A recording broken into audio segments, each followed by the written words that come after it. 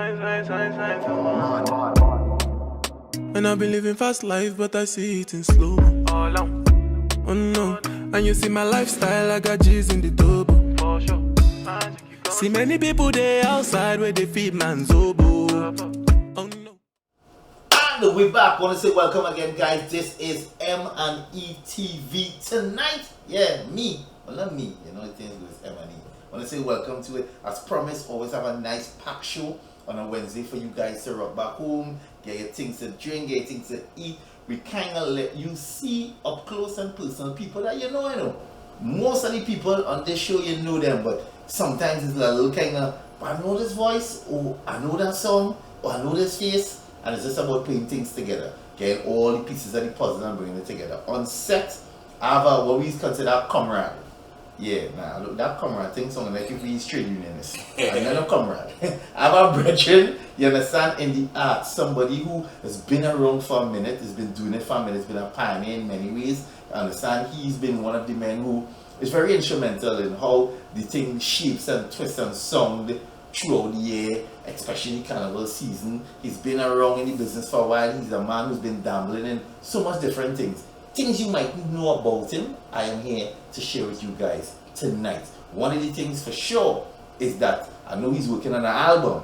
Yeah, I say album talk. So this is not a man who's putting out a tune. This is a man who's been doing albums, who's been on all the platforms, you understand, in terms of digital sales and been doing this thing. I want to welcome on set tonight my brethren RKG. Yes, brother. Thing good? Yeah, everything good, man. Good to be here. Well, in all honesty, we know each other years, but we never really sit down in a format like this and chat it up really. You understand? One of the things I want to touch on early out is just kind of take people back. Because those of you who don't know, RKG has been on the Airways radio for a while, for a minute. He has one of those unique voices that you know. You understand? He also was in the music from in the early stages, and when I say early stages, he's one of the men from the time you hear people like Treason Family and Maximus Dan and Magadan. He run all them times there. You understand? But found a little niche, been doing this thing, and now he always contributes when it comes to the art form, but he's also somebody who's been riding a nice reggae wave. You understand? Who's been doing some different type of music and has been getting placement. It's so like it was last year with the Grammy.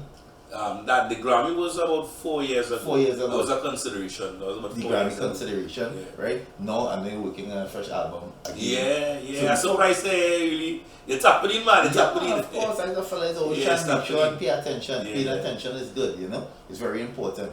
But before we get to all that, kind of take us back to when you discover RKG are going to do this artist thing. Was it from a school time thing, or is when you reach it? Kind of take me back to when you discover to yourself that you feel this is because you have one of them voices, as I said before. You have one of them voices when you hear it and you singing word, you're like, hey. Yeah. So it's one of them men who's been around with that. It's like, Maximus had that style, and you come up in that time and everybody, you needed that in the business. Yeah. In order to compete, you had to have that kind of thing. Well, actually, it's nice being here again. I like the ambience, I like the vibe, I started in the neighborhood, right? I am originally from Arima, Cleaver Road to be exact, right? And one of my early inspirations was Bounty Killer, right? Watching, that time we had Betamax. Now here you are going to kind of bring in your boy Galen in this. Galen used to live 5 houses away from me, right? And that was one of Bunji's main inspiration too. In the early, so I used to go with my girl and on the Betamax, watching level Bounty Killer, level Super Cat. So there's where it started. Right. You know what I mean?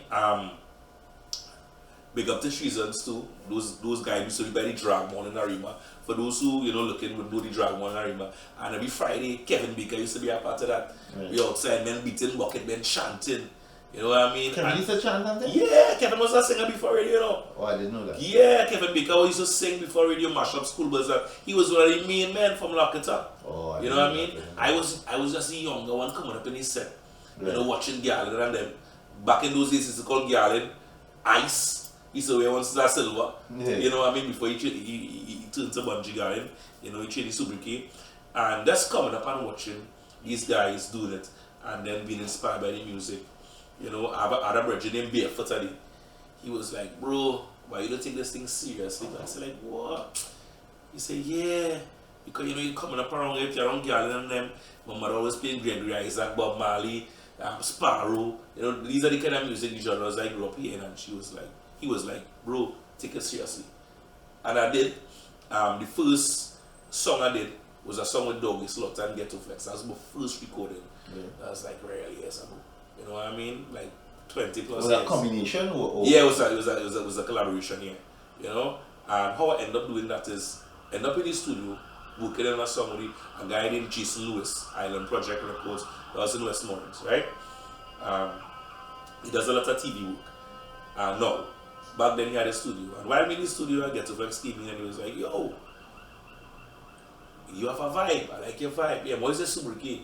I said, I'm a Subrigade, Rossi, that's my name. Yeah, nah man, when they coming out of this game, you have to have some kind of name. Him. What is the initials? I say, well, Rossi. I say RKG because Rossi kept this great. He said, well, I say name right. And that's why it is Get to Flex, give me the name. Oh, you lie. Yeah. You see what I tell you could come on the show and you could hear things that you didn't know. Like I didn't know that. Yeah, Get to Flex, give me the name RKG. And for those of you scrambling, scratching your head, Get to Flex is the man responsible for some of the hardcore raunchy things back in the day. Yeah. And Girl, I wanna rock your body right. Yeah, you must know that. You must know that song. That you get to be talking. Yeah. So when Keto said that, he was like, hey, something about that sounds like a gun, boy. It's like, alright, we'll go with it. Right? And then he's like, yo, you remind me of a certain person. I said, who? He said, boy, I felt like him Doggy Slaughter. Back then I really didn't know who Doggy Slaughter was. I know come out of school. Right? He said, yeah, well, I figure I'll do this song with you, but let me bring Slaughter on the track because Slaughter working radio now. I was like, alright, cool. We get Slaughter like it. Slaughter come on this song, we did this song. First play, started playing on 96, you know what I mean, back in the days. And that's how it started. And that's how my career started from the initial stage right there. You know, after that, I met Brian Morris. Right? And Brian say, yo, I like your talent. But I met him through Jason Lee. Because Jason Lee used to work in Link Up Studios. Right? That's when he created the band already with Gallagher and that kind of thing. And Jason left. And when Jason left, I got a call at the says Brian Morris. Yeah, check us in the studio now. Link Up Studios. I said, alright, cool. And I went down there and I vibes with him and I was like, yo, you know, sure I want to create this whole new scene with 3 artists. Yourself, Karen Bulu sing with Tim today, and Zach. So that is where it started. He had us like in Youth Fest, in watercolors, some of the events, you know, we were practicing with Surface the band. Surface the band was big back then. You know, and after that we left, myself and Karen went into promotion. I left and Zan stick around, so Zan ended up in Marshall. Right? And eventually I just like, you know, I go and start back doing my music. I took a little time off at that time because my girl at the time said, you know what, we have a son on the way. So you know, doing music and balancing everything else, it was kind of hard back then because I was a youth and my son was about 21, right? And I started music for about a year. After that, I said, you know what, let me go back, let me do this. And I started doing music again, you know, working with different producers. Bounce up my boy Darryl Braxton, right? Braxton say, yo, KG is a man of talent, you know, you need to do this thing. Right? I was like, alright, cool. I stick on him. Tony Prescott and Marva Road. He said, bro, I ain't hear nothing from you, I ain't releasing nothing. Because remember, Tony was kind of mentoring us with the band Surface back then, with Chow and them. He was like, yo, you need to post some material, you're talented. And then I remember Braxton tell me, I said, that night self I'm going to check Brax. And I pull up by Brax now. Brax, I've already there, boy. I said, wait, this rhythm real bad. He said, come good on the rhythm. He said, the rhythm done, it released this weekend, but come good and go put it on the rhythm. I said, alright. I go to my car now, put on the rhythm. That time the CD played in the car. And my son, man, at the time, her name was Keisha. So I started to say, Keisha, give me, Melissa, give me, Lana, give me, Dana, give me, this is the girl pumping time. I said, but I have something, you know. I go by Brax. I said, Brax, listen to this, boy. Yeah, Brax, I like it, but you're missing one thing. He said after he called each name, they say wine. Wine. So Keisha give me wine. Nah, give me wine. And bro, I went back in the studio. He said what? 2 days time come and check me. Going back in the studio. When I reach Braxton, the pencil alone. The pencil is here. Right? No. Let's say politically correct. No known as track 7. Track 7, yeah. Track. Let me give you credit. Yeah, I name him pencil. Yeah. But now he's track 7. Track 7. So I said, "Where Brax boy?" He said, "Brax, send me to." He said, "Me I had to record this song." So I say, I watching pencil. I said, "Boy, like Brax send this little novice to work with me here." Why you thinking that? Because I'm thinking to myself, he's a youth man. You know what I mean? He can record me, boy.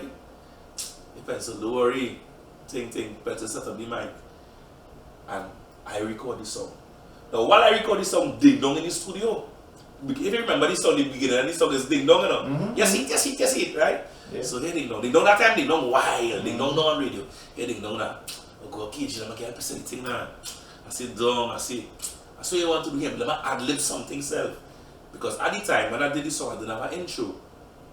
I see that's going, let me hear that. And pencil press record, and he started to say, yes, it. Ding. Ding dong, ad-lib the whole song. When the song released. And for those of you wondering, we're talking about Viking. Viking Ding Dong, yeah. When this song released, Umba come and tell me, yo, careful Ding Dong is a nice song. He said, careful Ding Dong. I said, well, Ding Dong only ad-lib on this song. He said, well, they know the artist. Because it's a long time they don't want to do this thing, right? Yeah, but Ding Dong take his time. Yeah, and there's where it really started. That was so-called my first song that really got some traction. You know what I mean? But in the mix, and that's why I need to mention this, because I mentioned this where, you know, that was the artist part of it. But the radio came in where I was actually going to release a song. So I went to 105 to release a song. And in releasing this song, I met Chris Boynes. Well, that right there. You understand? I said, this is where we hear things and we see people that we might know, or we know their voice, and we kind of get everything and put all the pieces of the puzzles together. Don't go nowhere, keep it locked. When we come back, we have some more with RKG. Just one day, happiness. If I broke, now my business. Just one day, happiness. If I broke, now my business.